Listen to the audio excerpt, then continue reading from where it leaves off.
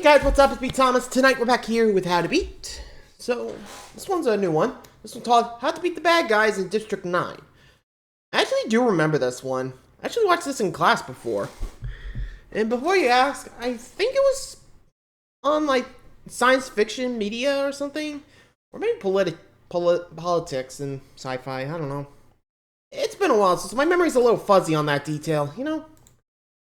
But anywho, like I said, do remember this, so I'm not gonna, spoil anything, but oh boy, does it go crazy. You'll see what I mean. Anywho, let's see how to survive District 9. Be sure to like, subscribe for more, hope you enjoy. Let's go. If you were infected by mysterious fluid and became the first human-alien hybrid, what would does you sound do? dope. You've just become mankind's greatest enemy, so I'm going to break down the mistakes made, Okay. what you should do, and how to beat the alien invasion in District 9. This Spoiler man is warnings, about to the become aliens ain't that world's bad. most wanted criminal. Conducting an interview regarding alien affairs, this nicely dressed man Vicus explains that he's in charge of maintaining stable relations between humans and aliens. His subordinates detail the history of the alien invasion. At first, the alien mothership landed It right was above kind of the interesting, Johannesburg like, in the and beginning, hovered it's over almost the like a city for months on mockumentary, end. you know? The South African First person government decided that perspective, they have no option but to physically cut open the ship themselves. Entering the ship, the excavators found something that will change the world forever. They point their flashlights to find thousands of alien creatures trapped in the mothership. Oh, they With call no roaches, idea I what think. to do, See? the government put the aliens into a temporary camp, but the camp soon turned into a militarized slum, and the chaos of District 9 began. It was costing a Oh, boy. fortune to keep them here, and the aliens began to be shunned by humans, becoming a nuisance to the general population. Inside the camp, task forces continued fighting weapon caches, and the crime within District 9 started to increase. After 20 years of constant turmoil, the locals demand that District 9 be moved away from the city and heavily policed. However, the South African government needed a little more help. They Multinational enlisted United. the aid of an organization called Multinational United, with the goal of moving the alien camp 200 kilometers outside of Johannesburg. The MNU decided to have every single alien sign a waiver and evict them from their old residence within 24 hours, assigning Vicus here to deal with the unruly aliens. Using heavily boy. armed Good luck. forces, the military gets ready to take the immigrants out. Vicus explains that the aliens don't understand the concept of ownership, meaning they'll have to show display of strength if they want them to agree with their conditions. Entering the camp, they're met with thousands of protesting locals, fed up with the crime and disruptions the aliens have caused in their city. The armed forces make their way inside in order to make them sign the eviction notice, but these aliens aren't going down without a fight. They get ready to open the doors and face the dangerous creatures head on, when suddenly all hell breaks loose. They narrowly miss gunfire and see this alien trying to escape the armed forces. Vicus knocks on one of the aliens' doors and tries to get a signature from the creature. It throws the eviction notice on the ground, and they soon begin to realize this is going to be much harder than they imagined. They then walk over to another alien eating the armored vehicle's tire. A soldier prods the alien, trying to get it to stop. That's when the creature kicks the soldier away, throwing him into the air and dismembering his arm. Hearing the Yikes. commotion, more aliens appear to see what's going on. Vicus here freaks out and orders the soldier not to shoot, and that's when he throws cat food to distract them, dispersing the horde. Okay, this is the worst possible way to handle this situation. It's been kidding. 20 years, and it's already immediately clear that these humans don't know a damn thing about the aliens, even after all this time. On the helicopter ride, Vicus here told everyone that the aliens don't understand the concept of ownership, but as soon as they enter, considering you how can we see got these in. two creatures fighting over a rubber tire. Now you might think this is nothing, but it completely disproves his theory. They wouldn't be fighting over something if they didn't both think that they had a claim of ownership to it. What's even worse is that if they really didn't understand the concept, then they would have no problem evicting them because they wouldn't consider the homes in the immigration camp to be theirs, even after 20 years. He has a point. Like, yeah, even I can agree. Like, looking back at it, yeah, let's be real. If this happened for real, either A, probably wipe them out. I don't know. Depends on how hostile they are. But if they weren't, well, we'd probably be, trying to interact with them. Information's key after all. And apparently for these guys, nope, they're idiots. Then again, movies tend to downplay a lot of, smart people, so, hey, gotta make the plot interesting, right? But still, if this was happening for real, I think a lot of us would try to understand them, but also, be a little wary since, how people are. Anyway.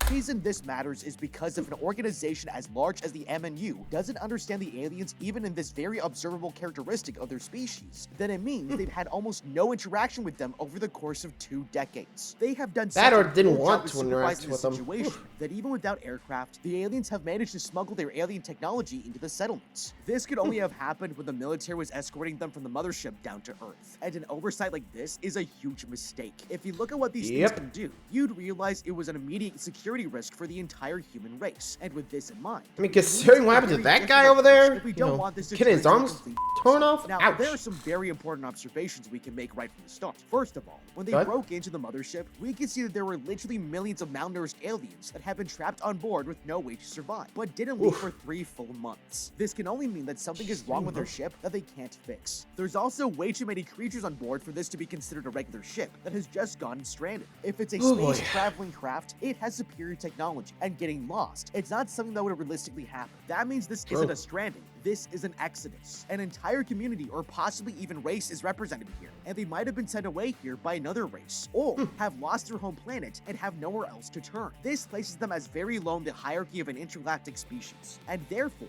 we can reasonably assume that nobody is coming to save them. There's no other mothership that's out looking for them, and therefore, there won't be any further consequences of wiping this species out. I'm definitely not suggesting genocide here, but if the survival of our entire species is at risk, we have to consider what the most extreme outcomes could be, and plan for them before it's too late. If it were me and I was in charge of the operation, instead of bringing them all down to Earth, I would have quarantined them inside of their own ship and brought food up to them. From there, we can search every creature and confiscate their weapons and technology to study so that they don't pose a threat. It would be a lot easier to observe if an alien is trying to escape and come down to Earth rather than spending tax dollars monitoring them from the ground, and it would keep the citizens happy. Then, we study their technology and send up teams to work with the aliens to help them fix their ship, all from their own base. Far fewer resources need to be used with this strategy, and if they had taken these simple steps at the beginning, Vicus here wouldn't even need to be evicting millions of aliens to a remote part of the country. Vicus continues.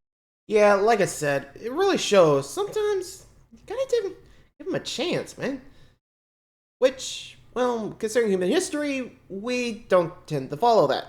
I mean, nowadays we can, but back then, whoa, that's rough. I mean, especially if you consider like trails here and any other exorcists around the world sometimes, you know?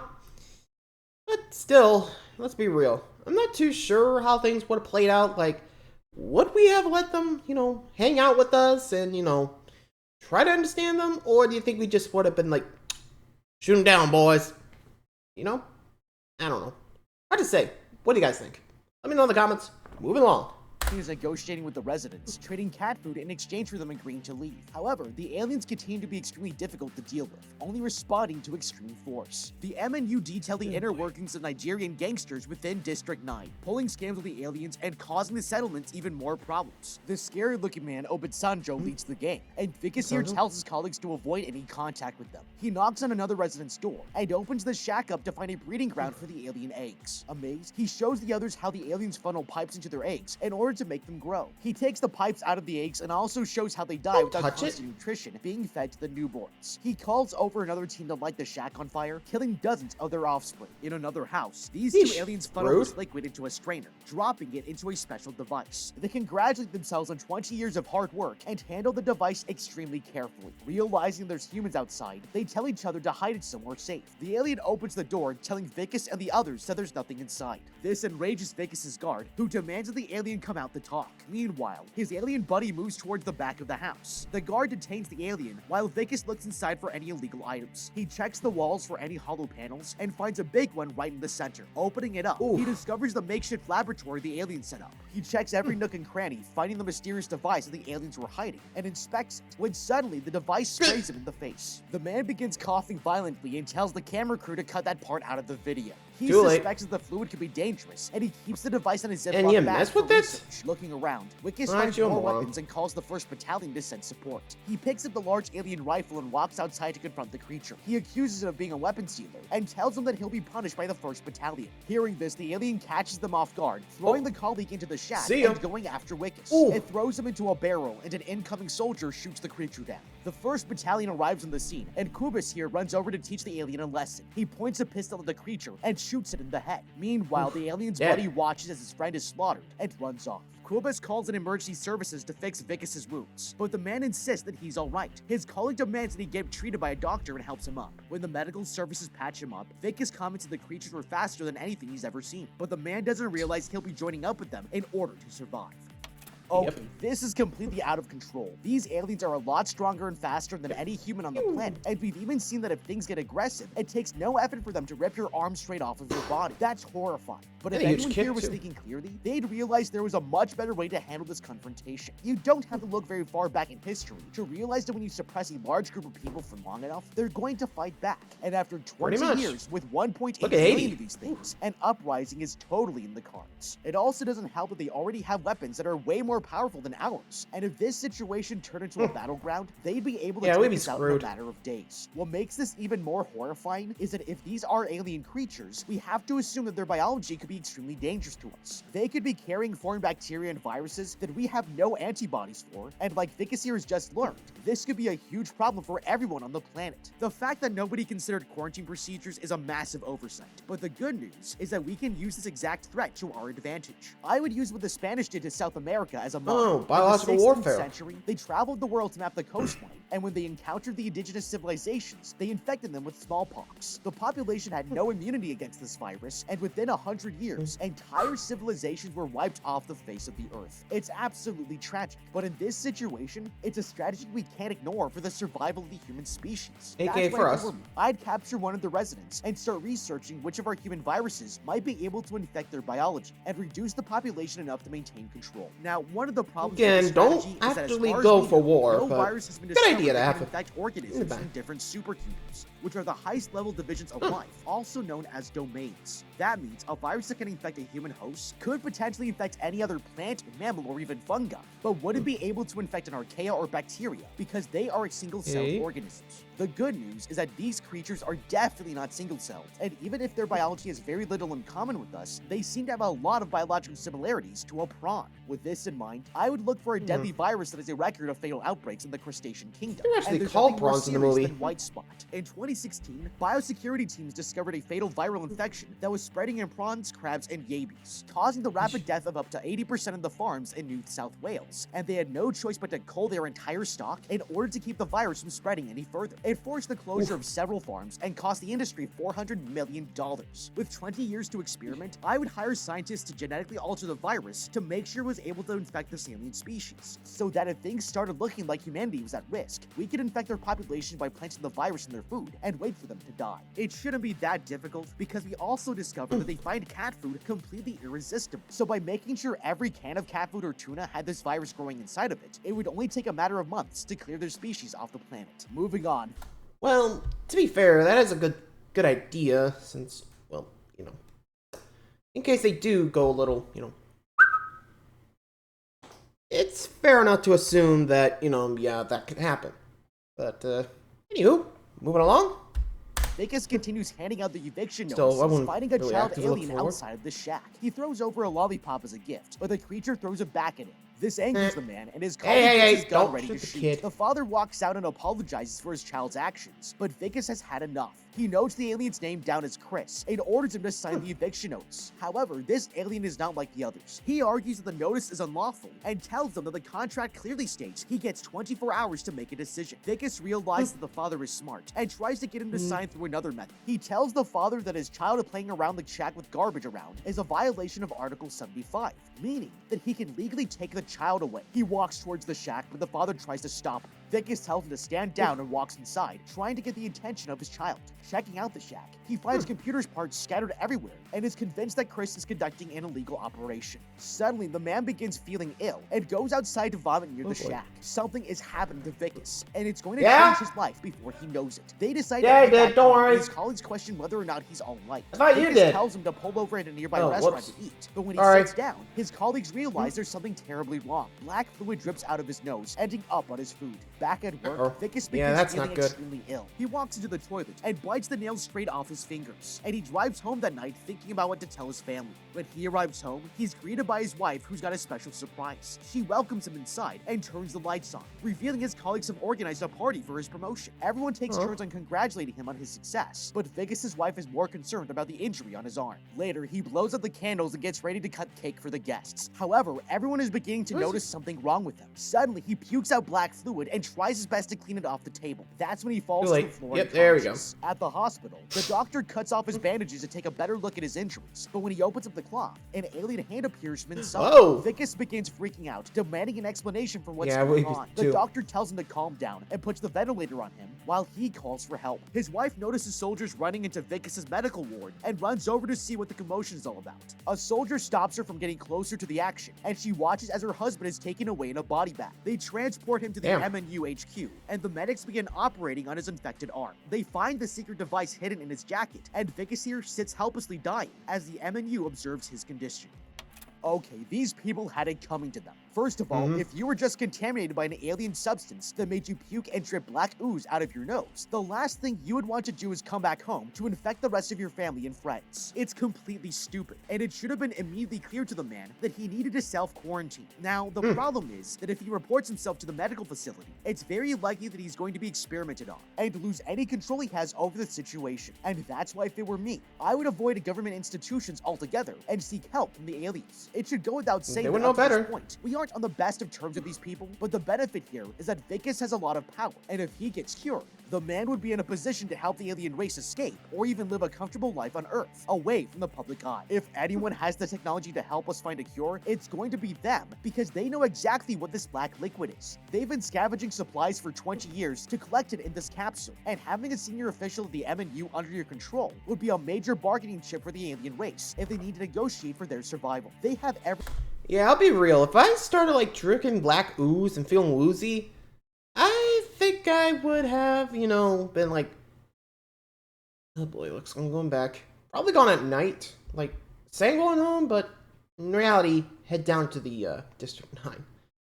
So, oh, something's going on. You have to fix me. Something like, make sure to cancel the eviction notice. That sound good? At least that's what I would have done. No? Anyway.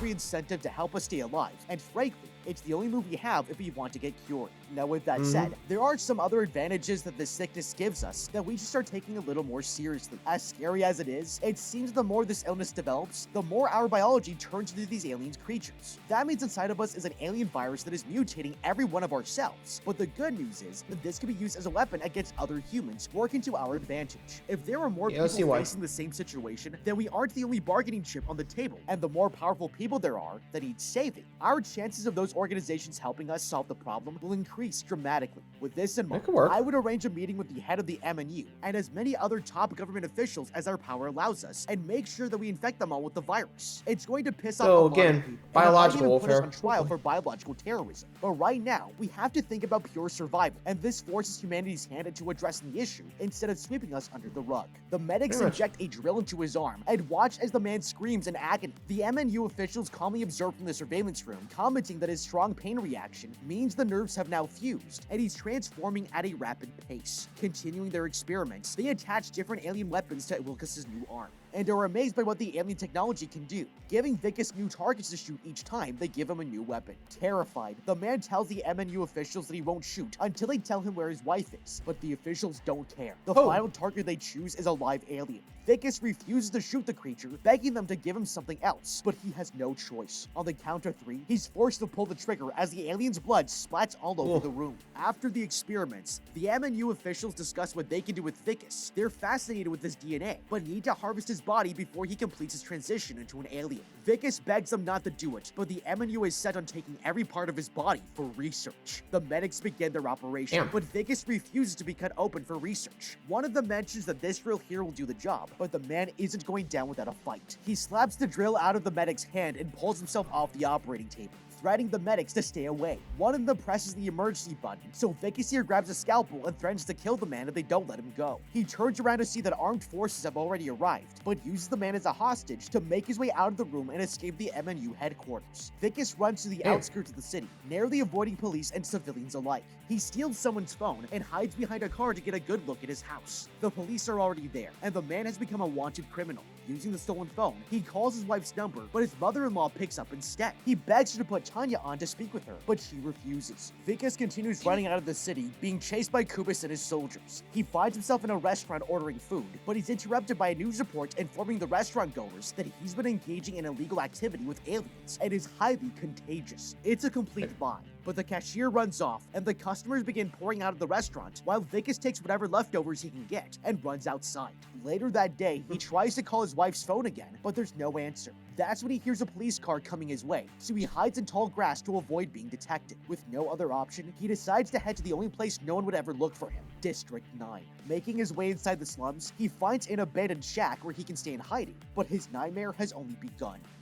Okay, this guy's making a terrible mistake. He's managed to escape the facility, but the problem is that he's now become enemy number 1, and the entire government is after him. It didn't take long for them to fabricate propaganda to turn the public against him, and he realizes his transformation is still valuable. They'll never stop until they capture him again for more testing. To make things worse, it's immediately obvious that the only place he'll be able to turn at this point is right back to the aliens, since he's turning into one, and that means it's only a matter of time before he gets caught again. His mutating genome could be the birth of a multi-billion-dollar industry because these alien creatures are stronger, faster, and have biometric access to their highly advanced weaponry. But as terrifying as this is, it's exactly what we need to be using to our advantage. In any negotiation, it's important to identify what you have that others want and leverage it so that you come out ahead. And that's why if it were me, instead of trying to fight the system, I would volunteer my services to become a super soldier for their cause. Now, this would obviously be a lie, but if the government and MNU agents see me willfully participating in their weapons testing, it's going to go a long way in gaining their trust. I would then suggest to them that since I'm transforming into an alien, this is the best opportunity to become a double agent and enter the settlement compound, gain the creature's trust, and learn more about their secrets and weaponry from within.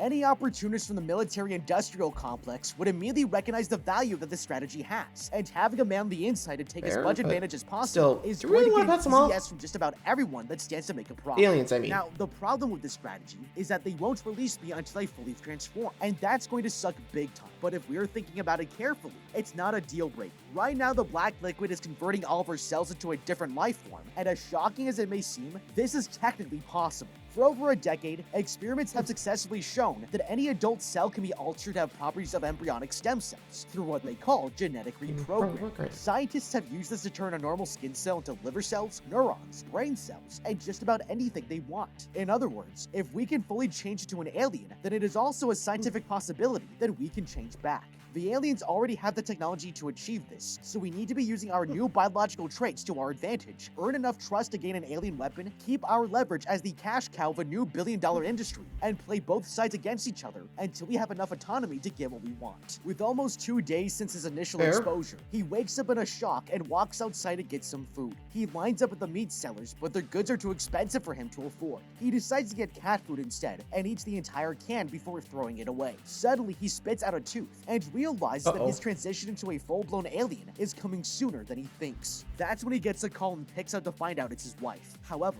she's not calling him to come back. Vicus insists that he didn't have relations with an alien, but his wife doesn't believe him. He tells her that he's going to fix his arm, and they can live as normal once again. But his wife tells him not to come back and hangs up. Hearing this, he goes back to the vendors and steals a hatchet. He runs to a secluded location and gets ready to cut his arm off, but can't put himself through it. Suddenly, he sees MNU soldiers headed in his direction. He makes his way into a nearby shack and finds the same father and son that he tried to evict earlier. The man tells them to keep quiet and begs for their help. The alien begs him to leave its property, but Vicus tries to convince the creature to let him stay. He looks around the shack and realizes that Chris here is operating something much bigger than he initially thought. Pacing towards the creature, Vicus collapses from his wounds. Later, Vicus wakes up underground to the father demanding he tell him where the container of fluid is that he stole. The alien knows he took it and sees the changes in Vicus's body. The man decides to tell that it's most likely in the MNU headquarters, and the father backs off. That's when the son mentions that they need more fuel, and Vicus realizes that they're building something to reach the mothership and leave Earth. The alien mentions that he could fix his hand if he shuts up, and Vicus demands to know more information. Chris tells him that there are medical machines in their mothership that can fix his arm, and they're going to use this tiny spaceship to get there.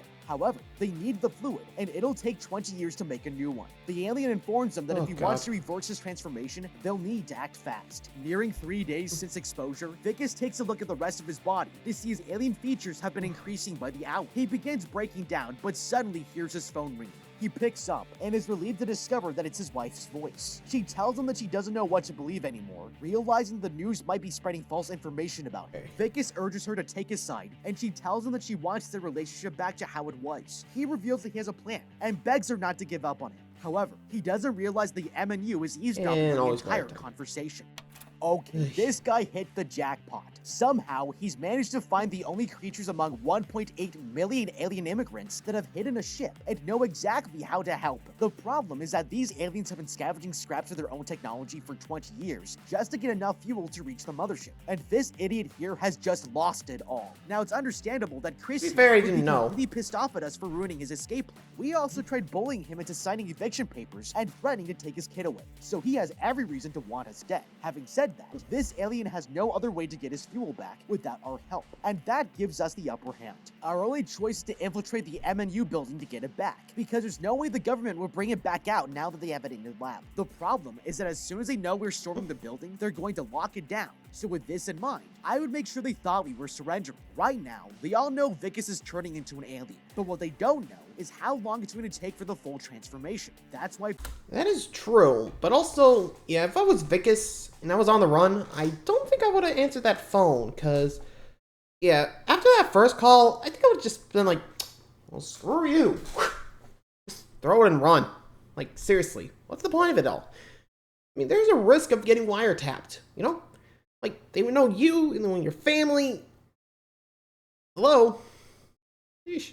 Anyway. If it were me, I would tell Chris to surrender to the MNU, claiming to be me. The soldiers and scientists will have no way to determine that he's lying, and will have to take his word for it until they find another method to confirm his story. We should also expect that any phone call being made to the wife is going to be monitored, so I would tell them on this call that I'm only hours away from fully transforming, and have no choice but to turn myself in 3 hours from now, under the condition that they take me back into the lab to continue their experiments. Then, while all their agents are being lured into the distraction, we can come into the building guns blazing and grab the fluid. Now, one major problem with this strategy is that the MNU is a heavily militarized organization. They have soldiers, tanks, helicopters, and an infinite supply of weapons at their disposal. Waltzing into a building is going to be virtually impossible if we don't make sure they're far enough away to avoid the strength of their forces. In order to do this, I would tell them that the Nigerian gangs are holding me hostage and that they'll need to come get me. If the plan is successful, they'll move their tanks away from the MNU building into the settlements, and it will clear a path for us to infiltrate the building with less resistance. Now, it might sound counterintuitive, but the reason this is the best strategy is because Vicus here is way too valuable for them to abandon or kill, especially if they know he still has some of his human biology left. Secondly, Chris here doesn't know the layout of the building, but Vicus does because he used to work there. So this makes him a lot more useful in either a rescue attempt if he gets captured, as well as finding the device. This strategy gives them a much better chance to catch the agents by surprise, storm the building with overpowered alien technology, and steal back the fuel before anyone can respawn in time.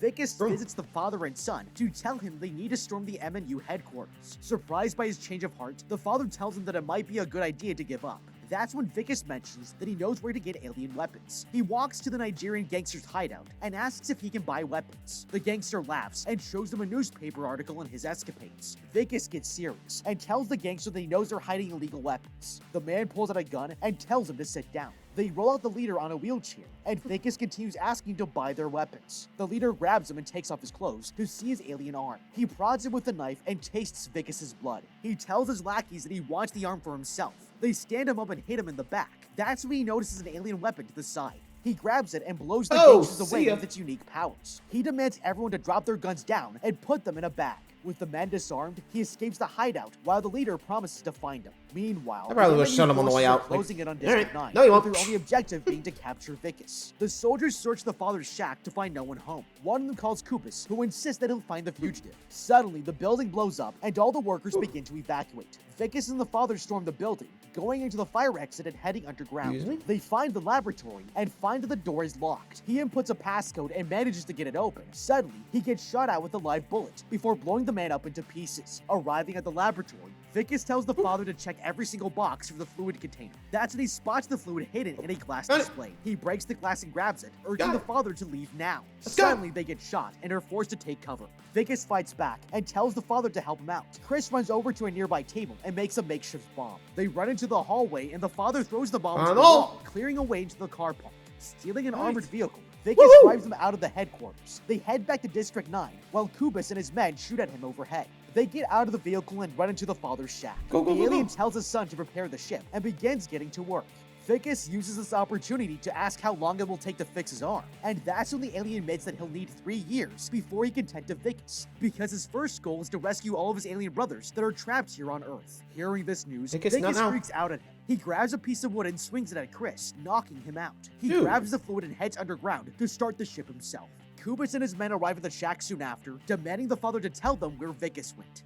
Okay, this is the last thing that we want to hear. Chris has been playing us the entire time, and even if there really are medical machines on the mothership to help us turn back to our human form, 3 years is an unacceptable amount of time to be waiting for. It's certainly not a deal breaker, because 3 years as an alien is a lot better than forever, but it's still a cold-blooded move. Having said that, all we need to do for now is get up to the ship. From there, we'll have a lot more protection and safety from the MNU agents hunting us down, and with time, we might be able to find other ways to convince this creature that it's in its best interest to turn us back to human in order to get what he wants.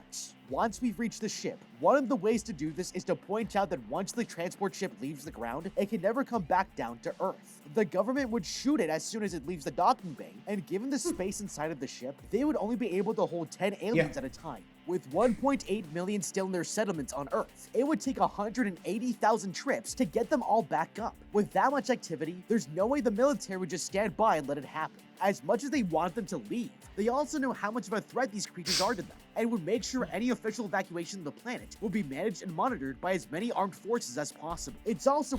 Yeah, that actually is a good call, because, yeah, for that, like, dude, we're only have one trip. Once they see this ship fly, we're dead. If we're lucky. Think about it. They're not going to just stand by. If we go back down, they're going to just shoot at us. Look, right now, just get my arm fixed, and we'll get this going. Or something like that, I don't know. Anyway. Worth noting that the entire settlement is being evicted to another part of the country, and their mothership is supposed to be broken. When you factor all this information together, this plan just doesn't add up, and it could mean there's something he's still hiding from us. It's important to remember that this alien has been scavenging for 20 years to collect just enough fuel to reach the mothership, and yet he plans to make 180,000 flights over the next 3 years, taking these aliens 10 at a time with just enough fuel for himself. You might be thinking they must have more of the black fluid on the mothership, but then we have to ask ourselves, but then why didn't they bring it down with them? Back down to Earth in the first place, making the claim that somehow they managed to bring along advanced weaponry and an entire transport ship with them, but couldn't smuggle vials of this black fuel has zero logic. Chris here is feeding us a plate of bull, and by pointing this out, we can destroy the false narrative, giving us a better position to bargain with. In the ship, Vicus tells the child that his father will be coming down soon and walks over to the cockpit to get it started. He sits down and dips his alien hand in a gooey liquid, causing a display to pop up. Suddenly, the ground beneath the shack begins shaking, while Kubus and his men are forced to run away. They watch as a small spaceship emerges from below, breaking out of the ground and taking flight. Kubus orders to fire a rocket at the ship, causing the aircraft to head crashing back down. The soldiers cautiously approach the crash site, and Kubus heads inside to see Vicus lying on the floor. He takes him outside and into the vehicle, ready to send him back to the MNU headquarters. However, they're not the only group after Vicus. The Nigerian gangsters push a flaming car in front of them to block their route, shooting their vehicles with a rocket launcher. They use a custom-fitted truck to flip Kubus' vehicle on its side, and the gangsters launch a wide-scale attack. Kubus gets out and returns fire, but he's pushed back and forced to call for reinforcements. Meanwhile, Vicus is still trapped in the vehicle. The gangsters find him and force open the armored door, pulling him outside. Vicus tries to resist, but he's pulled away into their hideout. He's taken back to their leader, who tells him that he wants the arm, and he's not taking no for an answer. His lackeys force him to the ground, and the leader tells him that he wants to eat his arm and transform like Vicus. The lackeys get ready That doesn't work like that, buddy. But suddenly, this robot turns on and begins shooting at the gangsters. They fire back, but their bullets are caught by the robot, emptying out all their ammunition. The robot fires a giant bullet into the leader's head, blowing him to shreds. Vicus gets up, terrified of the robot. That's when it opens up and beckons him inside. Everyone looks towards the sky, noticing the mothership moving away. Kubus and his men notice Chris hiding in the armored vehicle and advance towards his position. They take him out and throw smoke grenades into the gangster's hideout. The man realizes that he needs to enter the robot, forcing himself out of the hideout. The soldiers shoot at him, but their bolts are no match for the giant. Kubus knows that Vicus is inside and keeps the father hostage to make him stand down. He decides to run away, leaving Chris to the hands of the soldiers. In the machine, he hears the soldiers mention they're going to kill the father. Suddenly, a bullet hits and kills one of the soldiers. Vicus here runs back to save the alien. Kubus runs off, and Vicus tells Chris to follow him. They run through the soldiers, getting shot at from every direction. Suddenly, a heavy artillery sniper shoots at Vicus, damaging the machine. He shoots back, killing the soldier, but the robot is on its last legs. It collapses after a few steps, and Vicus here tells the alien to go ahead and find his child. Chris promises to come back in 3 years and runs off. Vicus makes his final stand, killing dozens of soldiers as his robot machine slowly begins to break down. That's when a giant light appears on the mothership, sending Chris's ship up into the air. Kubus fires a rocket launcher onto the robot, and a car drives itself into Vicus, setting him down for the last time. He ejects himself and falls to the ground, while Kubus here walks over to his injured arch-nemesis. He points his gun at the man, when suddenly a group of aliens surround him. They jump on Kubus, protecting Vicus from certain death. That's when he sees the mothership moving for the first time in 20 years, and breaks down in exhaustion. He has no idea if he'll ever be human again, and has learned a valuable lesson. Never trust an alien from outer space. But what do you think? I was just gonna say, never mess with alien technology. I mean, hey, if you just let that, container alone, he would have been fine. Just probably just lived his life at the MNU. But no, he had to mess around with it, get sprayed, and, well, full alien. Oh boy. But then again, Lucas was kind of just done it to himself. Anyway, hope you enjoyed. Till next time, like, subscribe for more. See ya!